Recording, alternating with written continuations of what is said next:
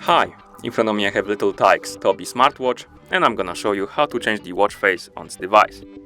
First we need to enter the watch screen mode. To do it, we need to press the home button twice.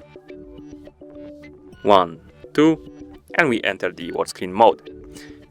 Here we have the watch face. To change it, we need to swipe left or right on the screen, like this. And you can scroll through the list of watch faces, find the watch face you like. For example,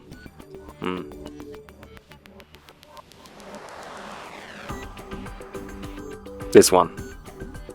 And once you find the watch face you like, simply leave it like this. And that's how you change the watch face on this device. Thank you for watching. If you found this video helpful, please consider subscribing to our channel and leaving the like on the video.